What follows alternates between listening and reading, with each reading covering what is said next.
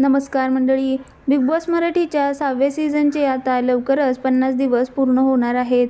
यंदाच्या सीझनमध्ये पहिल्यांदाच एक वेगळी गोष्ट घडेल, ती म्हणजे या आठवड्यात रविवारऐवजी शनिवारीच एलिमिनेशन होणार आहे.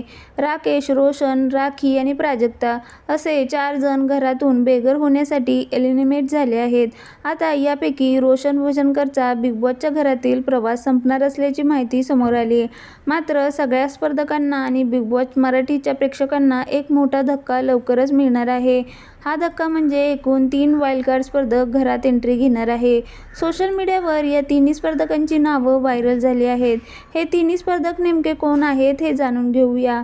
बिग बॉस मराठीच्या घरात एंट्री घेणाऱ्या 3 वाईल्ड कार्ड सदस्यांपैकी पहिली स्पर्धक आहे अभिनेत्री रेवा कोरसे. टेलीचक्करच्या रिपोर्टनुसार अभिनेत्री रेवा कोरसे बिग बॉस मराठीमध्ये प्रवेश करणार आहे.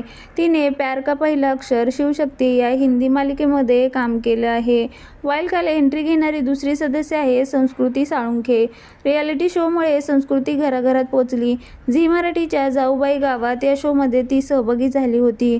तिला पापा की परी म्हणून देखील ओळखलं जातं. आता संस्कृती बिग बॉसचं सीझन गाजवणार की नाही हे पाहणं महत्त्वाचं ठरणार आहे. तर घरात एंट्री घेणारा तिसरा सदस्य आहे स्टार प्रवाहाचा नायक संकेत पाठक. आजवर त्याने लग्नाची बेडी, छत्रीवाली या मालिकेमध्ये प्रमुख भूमिका साकारल्या. याशिवाय संकेत अलीकडे प्रदर्शित झालेला पुन्हा एकदा साडेमाडे 3 या सिनेमामध्ये सुद्धा झळकला आहे.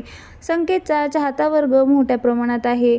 दरम्यान आता रेवा, संस्कृती आणि संकेत यांच्या वाईल्ड कार्ड एंट्रीची अद्याप कलर्स मराठी वाहिनीकडून किंवा बिग बॉस मराठीकडून घोषणा करण्यात आलेली नाही.